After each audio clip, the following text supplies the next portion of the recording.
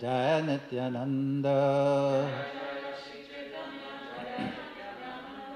Jaya Advaita Chandra Jaya Gaur Bhaktavinda Jaya Jaya Sri Chaitanya Jaya Nityananda Jaya Advaita Chandra Jaya Gaur Bhaktavinda Jaya Jaya Sri Chaitanya Jaya Nityananda Jaya Advaita Chandra Jaya Gaur Bhaktavinda. Today we're reading from Sri Chaitanya Charitamrita, Madhya Lila, chapter 18, the Lord's visit to Sri Vrindavan, texts 135 through 145. Ekadine se akrora gatera upare, vasi mahaprabhu kichu karena vichare. One day, Sri Chaitanya Mahaprabhu sat at the bathing ghat of Akrura Tirtha and thought the following thoughts. Purport by Srila Prabhupada. Akrura Tirtha is located on the road between Vrindavan and Mathura. When Krishna and Balaram were being taken to Mathura by Akrura, the Lord rested at this place and took his bath in the Jamuna. When Krishna and Balaram took their baths, Akrura saw the entire world of Vaikuntha within the water. The inhabitants of Vrindavan also saw the Vaikuntha planets within the water. Text 136. Egate Akrura Vaikuntha Dikihila Rajabasi Loka Goloka Darshan Kaida.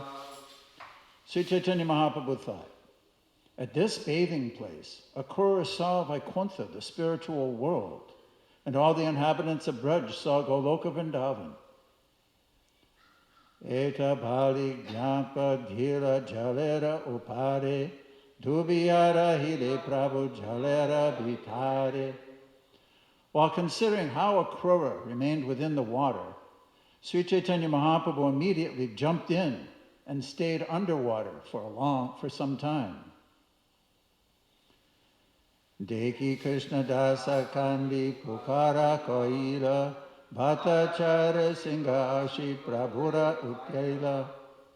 When Krishnadas saw that Sri Chaitanya Mahaprabhu was drowning, he cried and shouted very loudly. Balabhadra Bhattacharya immediately came there and pulled the Lord out. Tabe Bhattacharya se brahmane lana yukti karila kichu nibrite vishaya.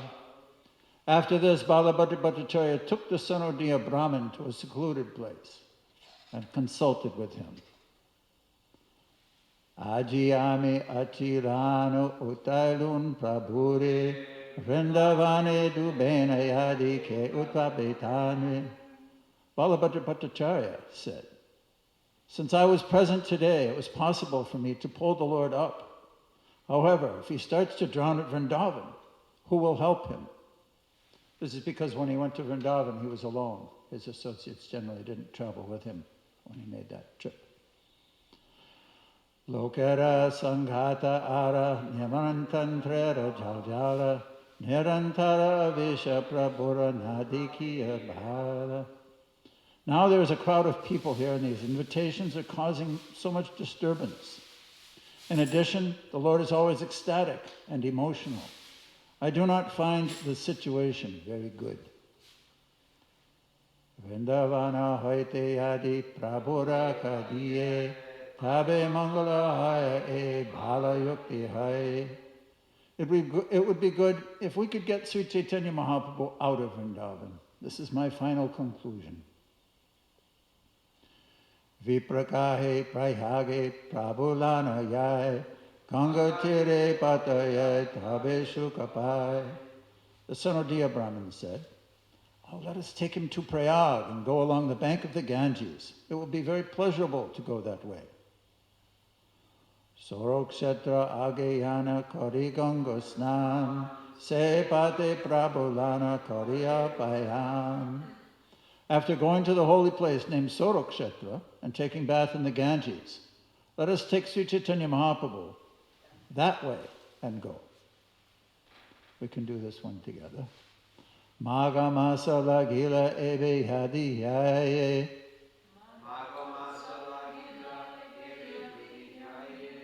Makare prayagasnan kota dine paye. Mag masla gila ebe hadi yaye. Makara prayagasnan kota dina paye.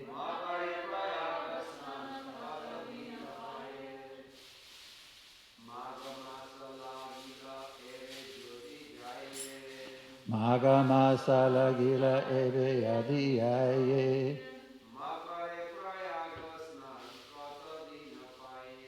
Makare prayagasnan kota dina paye.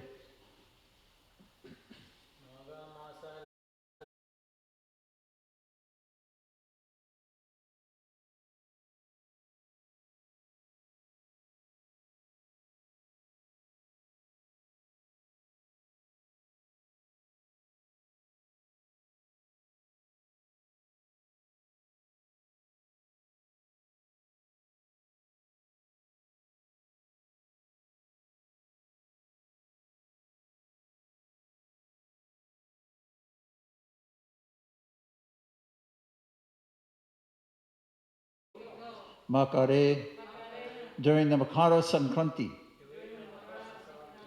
Prayag Snan, bathing at Prayag, Katadina, for a few days, Paye, we shall get.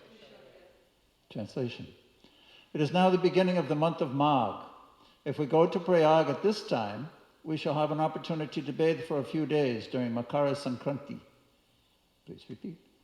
It is now the beginning of the month of Magh. If we go to Prayag at this time, we shall have an opportunity to bathe for a few days during Makara Sankranti.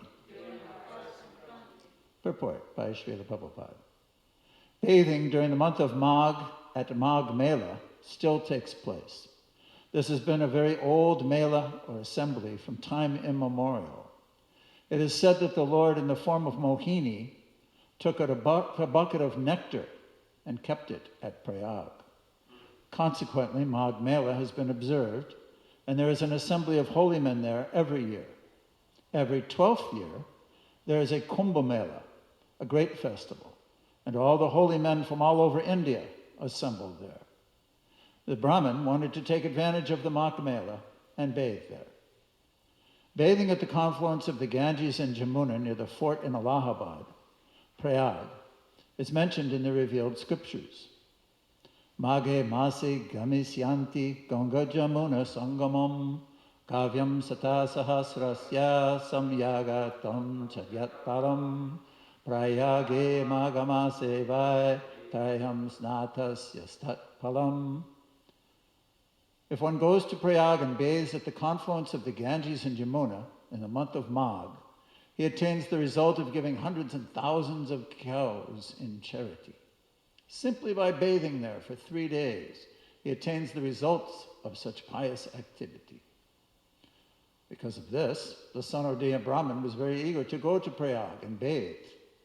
Generally, karmis, or the fruitive laborers, take advantage of bathing there during the month of Magh, thinking that they will be rewarded in the future.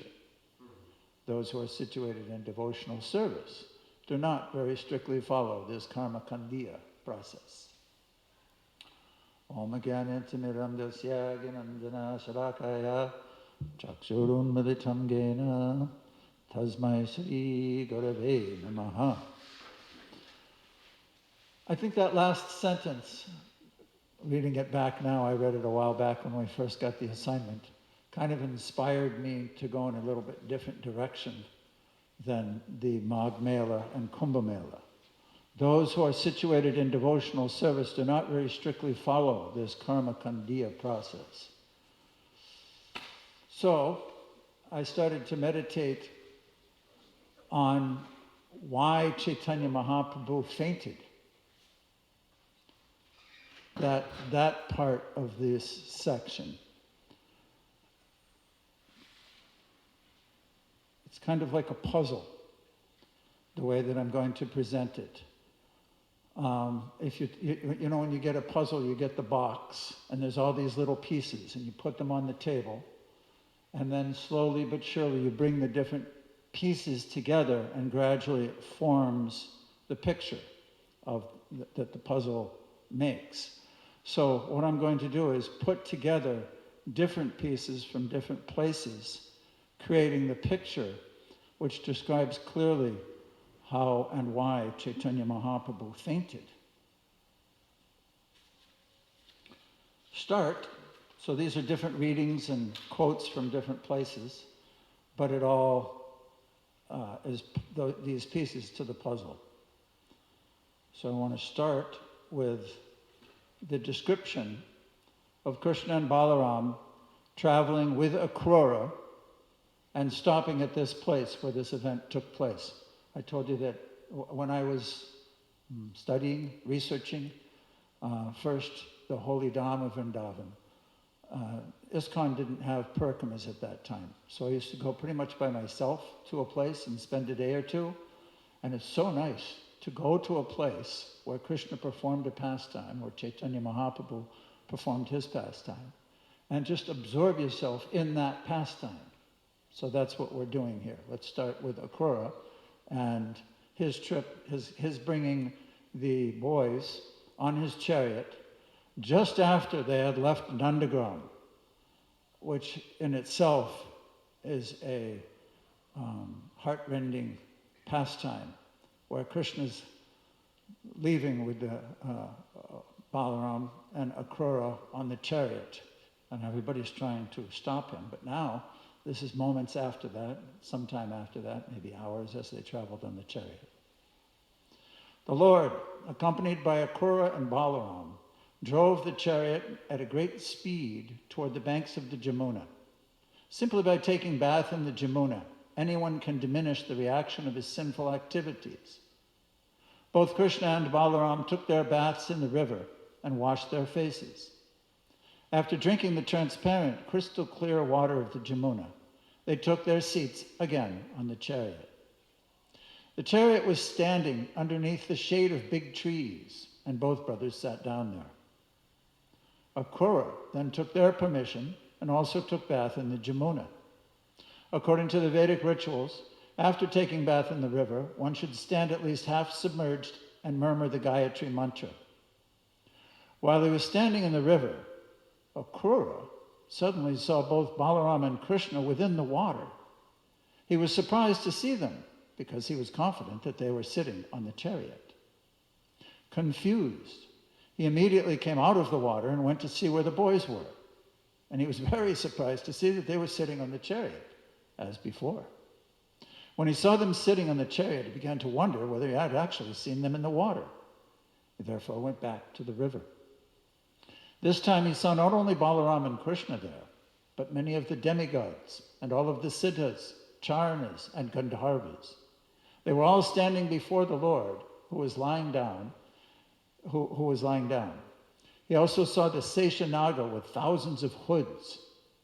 Lord Seshanaga was covered with bluish garments, and his necks were all white. The white necks of Seshanaga appeared exactly like snow-capped mountains.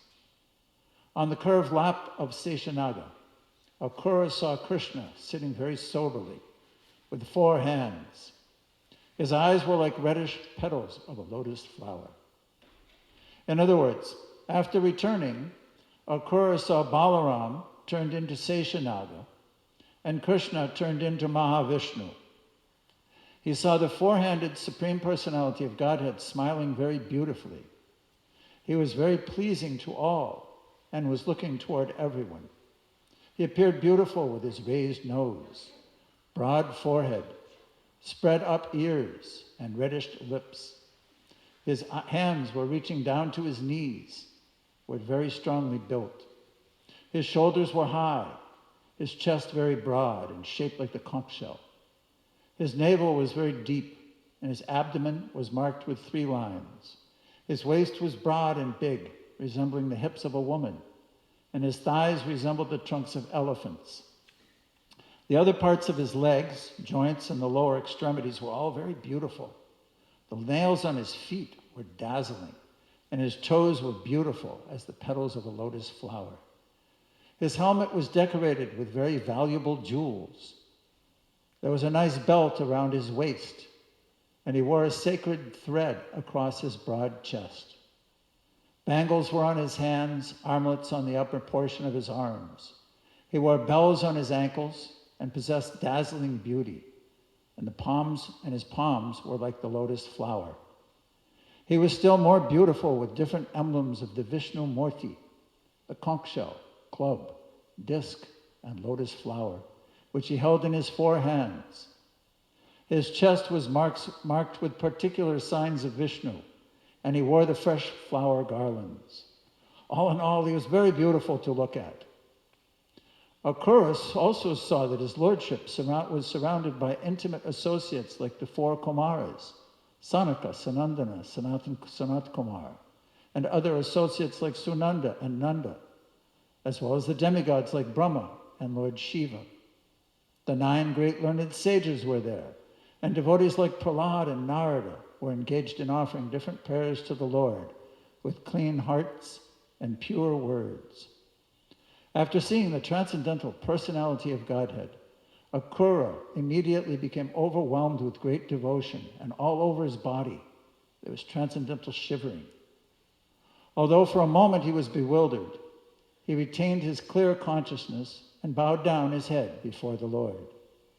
With folded hands and a faltering voice, he began to offer prayers to the Lord.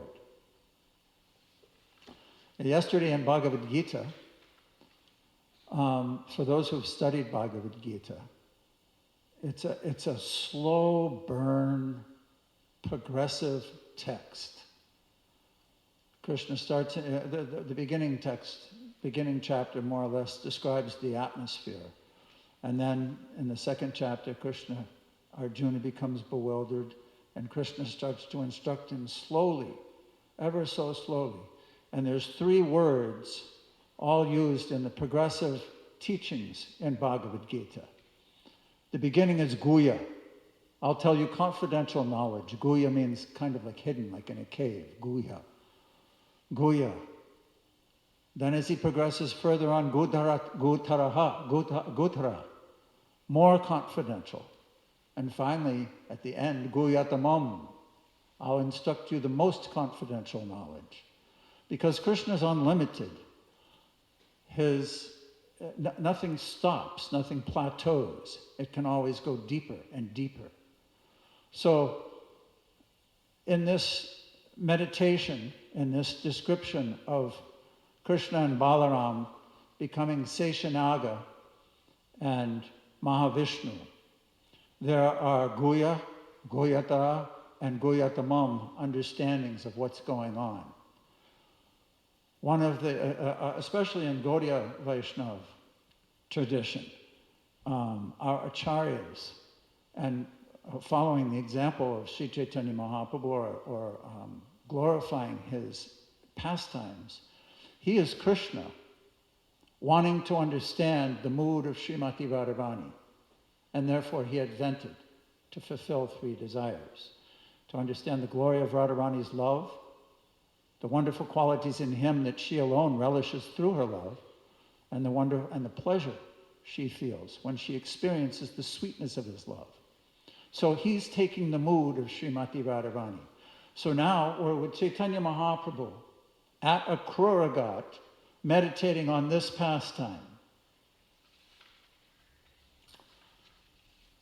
Just as there are Guya, Guyatara, and Guyatamam, there are also different intensities of emotion. We can see this in life. That's always there. And when events are put together, sometimes over days, weeks, months, or sometimes even years, then they bring one to a intense state of consciousness that wouldn't happen if those events didn't take place that way. So feelings of separation from Krishna are also categorized in different intensities. Bhavi, Bhuta, and Bhavan.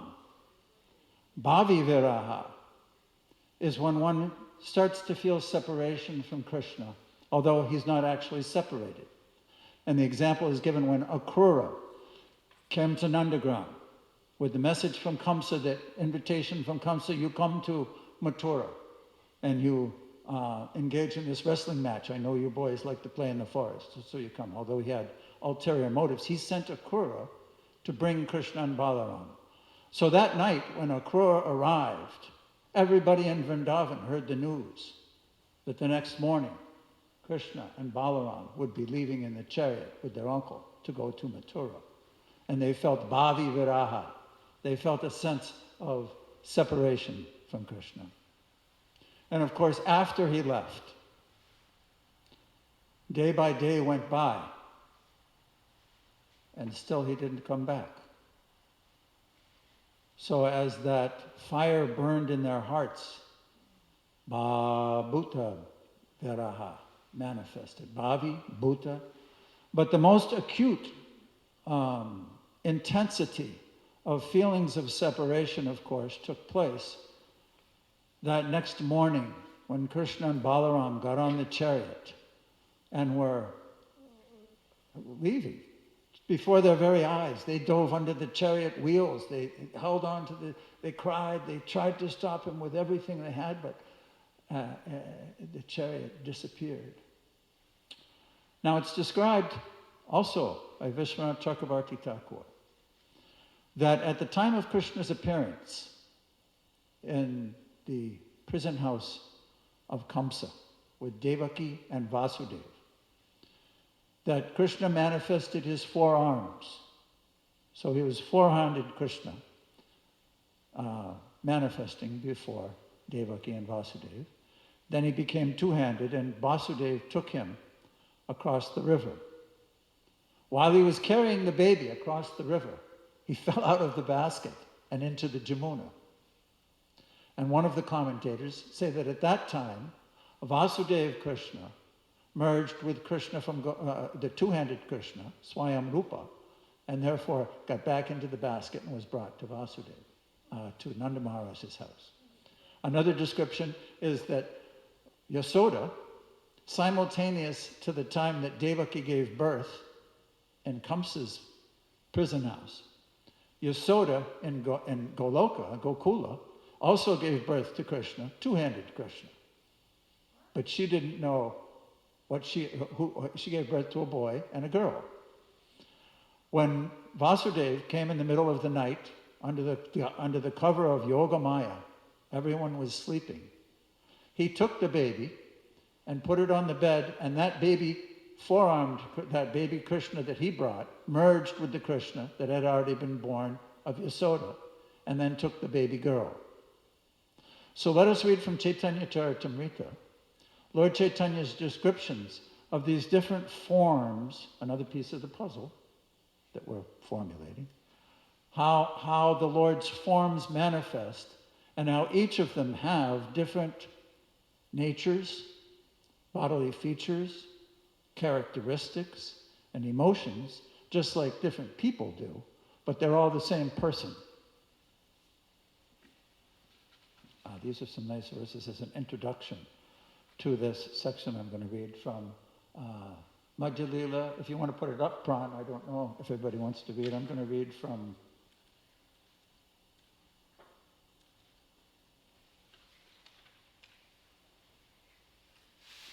Madhya Lila 20, 165. I'll start. But before that, I'm going to read these verses. These describe, this is Lord Chaitanya's instructions to Rupa and Sanatana Goswami.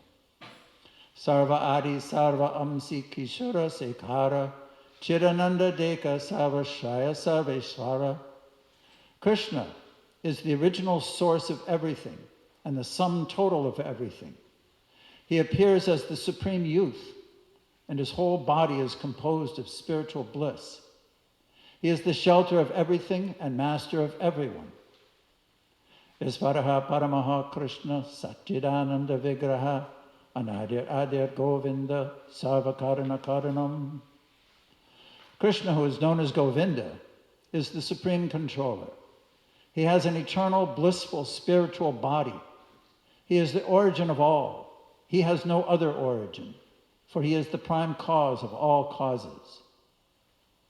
Swayam Bhagavana Krishna Govinda Paranam Saivarsvarya Purna Yandra Goloka Nityadam. The original Supreme Personality of Godhead is Krishna. His original name is Govinda. He is full of all opulences, and his eternal abode is known as Goloka Vrindavan. Ete cham sakala pumsam Krishnas tu Bhagavan Swayam Indrari Vyakulam Lokam Hridayanti Yuge Yuge. All these incarnations of Godhead are either plenary portions or parts of plenary portions of the Purusha avatars. But Krishna is the Supreme Personality of Godhead himself.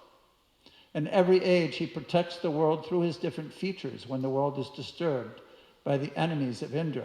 This verse, of course, was spoken by Sutta Goswami in chapter 3 of Srimad Bhagavatam, first canto, when he's describing all the different scheduled incarnations. And then he says, Ete chamsa kalapumsam Krishnas tu Bhagavan Swayam. They all come from Krishna. And there's that verse from the Brahma Samhita, which explains that Krishna is the original candle. All the others are subsequent expansions of Krishna. So, pardon? This is Madhya Lila chapter 20, text 165.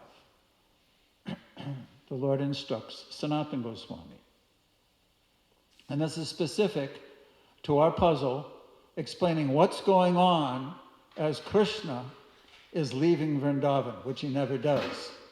Was that one? Vrindavanam, Vrindavana.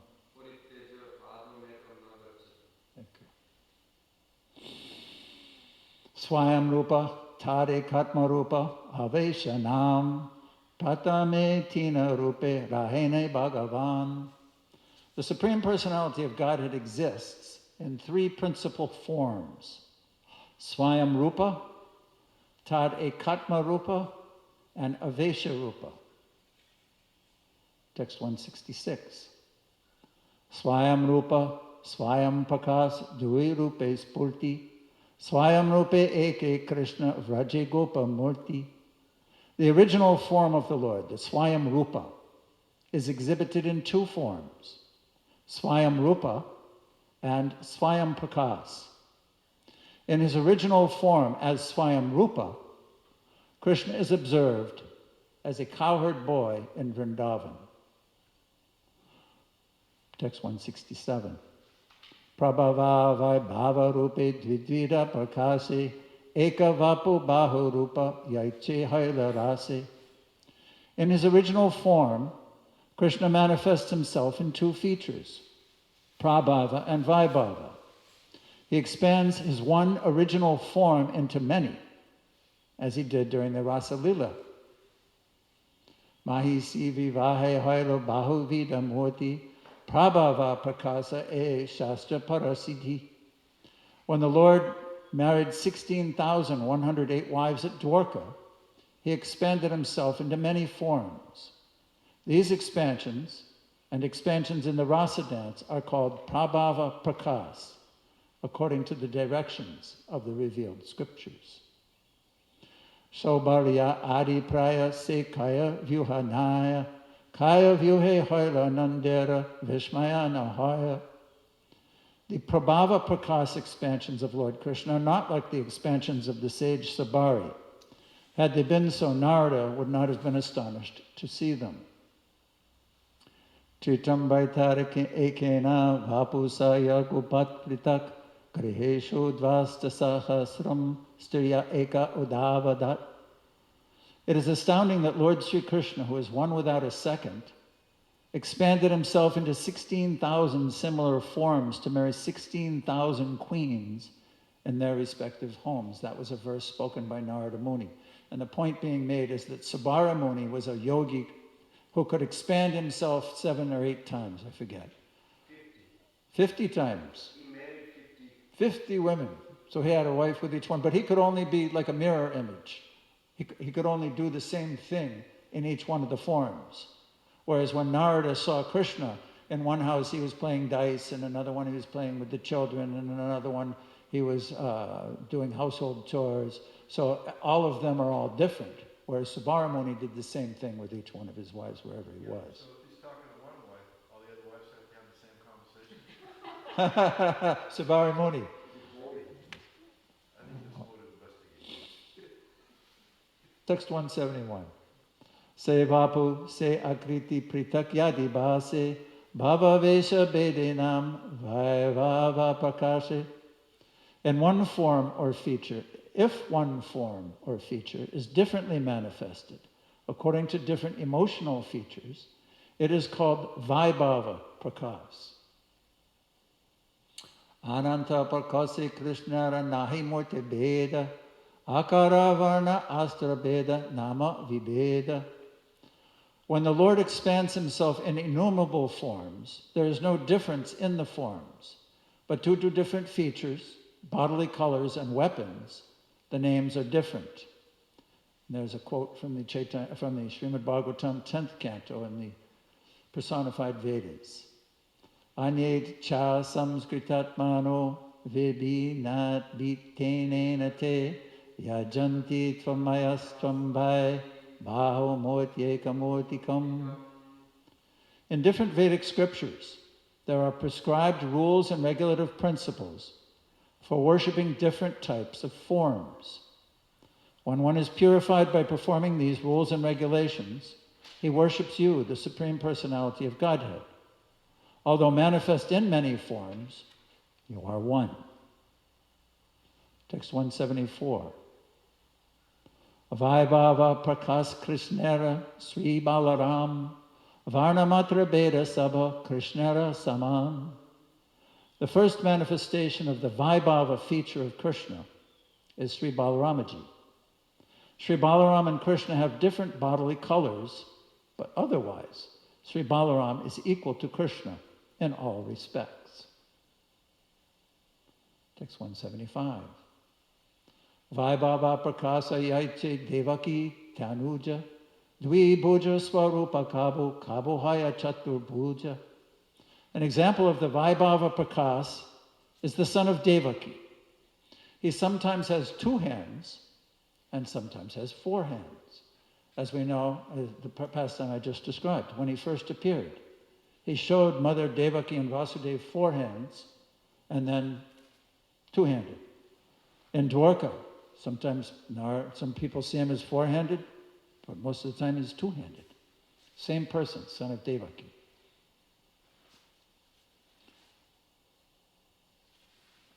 Text 176. Ye kali dvi bhujanam vaibhava prakas tatur bhuja halenam prabhava prakash. When the Lord is 2-handed, he is called Vaibhava Prakash. When he's 4-handed, he is called Prabhava Prakash. Swayam rupera gopa vesh gopa abhiman vasudevera kshatriya vesh amikshatra gyan. In his original form, the Lord dresses like a cowherd boy and thinks himself one of them. When he appears as Vasudeva, the son of Vasudeva, and Devaki, his dress and consciousness are those of a kshatriya, a warrior. Saundarya aisvarya madhurya vaidagya vilas Rajendra nandane iha arika ulas. When one compares the beauty, opulence, sweetness, and intellectual pastimes of Vasudeva, the warrior, to Krishna, the cowherd boy, the son of Nanda Maharaj, one sees that Krishna's attributes are more pleasant. Govinda madhuri deki Vasudeva rakshobha se madhuri asvaditi upaya loba. Indeed, Vasudeva is agitated just to see the sweetness of Govinda. And a transcendental greed awakens in him to enjoy that sweetness. And there's a verse from Rupa Goswami's Lalita Madhava. This is Vasudeva Krishna. My dear friend, this dramatic actor appears like a second form of my own self. Like a picture, he displays my pastimes as a cowherd boy, overflowing with wonderfully attractive sweetness and fragrance, which are so dear to the damsels of Braj. When I see such a display, my heart becomes greatly excited. I long for such pastimes and desire a form exactly like the damsels of Braj. Text 181. Maturaya yaiche gandharva nitya darshani pona dvarkaya ate aiche chitta viglokani. One instance of Vasudeva's attraction to Krishna occurred when Vasudeva saw the Gandharva dance at Mathura. Another instance occurred at Dwarka, when Vasudeva was surprised to see a picture of Krishna. And this is a verse by Rupa Goswami. Who manifests an abundance of sweetness greater than mine, which has never been seen or experienced before, and which causes wonder to all? Alas, I myself, my mind bewildered upon seeing this beauty, impetuously desired to enjoy it, like Srimati Radharani. So, what's happening in our original pastime is that Krishna, the original two-handed form, and this is Srimati Radharani meditating on this pastime in the form of Chaitanya Mahaprabhu, or Mahaprabhu in the mood of Srimati Radharani, meditating on this pastime. Now, just as we described Guya, Guyatara, and Guyatamam, and Bhavi, Bhuta, and Bhavan, there are also different kinds of sneha, different kinds of affection, manifested in different heroines, different kinds of gopis. Right wing and left wing are the basic categories. Pushkar Prabhu mentioned this a little while ago and didn't really explain it fully in his class because he went on to other topics, so I wanted to kind of revisit this terms so that we can understand the unique character of Srimati Radharani and her particular meditation in this place at this pastime. There are two different categories called Grihita Sneha, which is like ghee, and Madhu Sneha, which is like honey. Grihita Sneha is the nature of a right-wing gopi, like Chandravali, or like Rukmini. But Krishna also appreciates the other side, the contrary nature. That's called Madhu Sneha. In Grihita Sneha, the ghee-type relation is exhibited when Krishna wanted to see Rukmini get a little agitated and kind of contradict him. So he started playing jokes on her and talking to her in Dwarka one day. This is narrated in the 10th canto of Srimad Bhagavatam. And what happened to Rukmini? She fainted like a banana tree blown over in the wind. But then when she collected herself, she retorted every single one of his statements. But her nature, her ghee-like sneha, her affection for Krishna is very submissive. So she fainted when there's union, when they're together. Similarly, or on the other hand, Srimati Radharani's sneha is called Madhu Sneha. When she's with Krishna, the honey becomes thicker. Her dominant contrary nature manifests itself in their relationship. So she likes to give him a hard time. She likes to reject his approaches. He touches her, sorry. She says, get away from me, you naughty boy. Who gives you the right to touch me? She's contrary. So at that time, this is described nicely by Gaur Govinda Maharaj. On the other side, in the description of meeting Milan, where Ramananda Roy saw how Krishna entered into the heart of Radharani. Because in the mood of separation, when the fire cooks the honey starts to melt. Grihita Madhu Sneha melts. So Mahaprabhu is in the mood of Srimati Radharani at Akrura Ghat, meditating on Krishna, the two-handed cowherd boy, coming to the river, going into the river, and ending his pastimes as a cowherd boy in this manifestation. And his heart in Madhu Sneha is completely melted. He's in the river.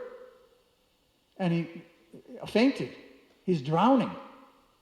So what caused this fainting is him becoming so absorbed in that two-handed form of the cowherd boy, ending his pastimes. And now seeing the pastime of Mahavishnu, when Krishna, first when he went into the river with Vasudeva, he came out as Krishna. Now when he's going with Balaram and Akrura and going into the river, he's coming out as Vasudeva Krishna and continuing on to Mathura as the son of Devaki and Vasudeva, ending his manifest pastimes as a cowherd boy after 11 years in Braj. And this heart-rending experience is what caused Mahaprabhu to faint. So that was my realization on that topic. Any comments or questions? Jai. Sri Chaitanya Charitamrita ki jai. Srila Prabhupada ki jai. She has a question. Oh, I'm sorry, go ahead. Yeah,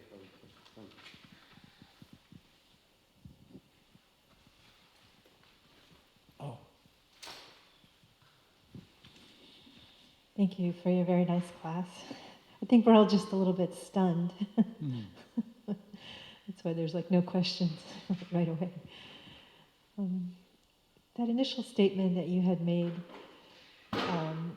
devotees don't really follow karma kandiya totally. Mm-hmm. So it seems like sometimes there's like an overlap. And I was just wondering, Nice. where's the border between that? What's that verse by Rupa Goswami? Following the rules and regulations only for the sake of following them and not for making spiritual advancement. So rather, or even following them with a fruit of desire for the fruit of the enjoyment. So that's up to individual. Yes, they should be performed, but how they performed is the essence of everything. It's not what you do, it's how you do it. I also wanted to mention that these meditations, I've talked about it before, how over the years I've kind of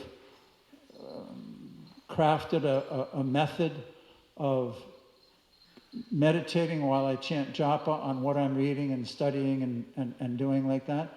So during this pandemic, I had the opportunity, because we stopped our first canto study of Srimad Bhagavatam last October. I've already put together the course materials for the second canto. So starting January 4th on our website, sadhusangaonline.com, we'll study the second canto in a very systematic way, but everybody does it on their own schedule. Twice a week, on Sundays and Wednesdays, I post the course materials, the texts and purports, online. Then participants, at their convenience, on their own schedule, they go on and study those texts and purports that I've selected and presented. And we also give a meditation on those topics. So people chant their japa. Some of them write forums and essays on that, and their realizations. And then on Wednesday, we go to the next one. And then on Saturday, we'll have a Zoom session where we'll review those two lessons that took place during the week. And the whole second canto will be finished in June, at the end of June. I already have all the lessons there and everything. So it's a systematic process of listening to Sukadeva Goswami's initial instructions to Maharaj Pariksit. Of course, the second canto starts just after the appearance of Sukadeva, where Maharaj Pariksit was destined and cursed to die in 7 days. So Sukadeva's beginning his his initial essential instructions to Maharaj Pariksit. And I would like to invite everybody, if you want, it's free. It's supported by donations. So that's at sadhusangaonline.com. At least try it. Follow the process. And because in that section, there's a really nice verse that I forgot to read. This is a verse about Rupa Goswami. And how can we know what I was just talking about? All those different forms of the Lord and all the different expansions of the Lord and their natures and their categories and the nomenclature used. Before the creation of this cosmic manifestation, the Lord enlightened the heart of Brahma with the details of the creation and manifested the Vedic knowledge. In exactly the same way, the Lord, being anxious to revive the Vrindavan pastimes of Lord Krishna, impregnated the heart of Rupa Goswami with spiritual potency. By this potency, Srila Rupa Goswami could revive the activities of Krishna in Vrindavan, activities almost lost to memory. In this way, he spread Krishna consciousness throughout the world. So just as Lord Chaitanya instructed Rupa Goswami, Lord Krishna instructed Brahma. And in that second canto, Sukadeva Goswami, while describing the process of creation, refers to the conversation between Lord Krishna and Lord Brahma. And when I was doing those course materials, I realized that it would be nice to study Brahma Samhita, Lord Brahma's account of the same events during July. So after we finish the second canto, from January through June, then we'll also study Brahma Samhita in the month of July. Hare Krishna.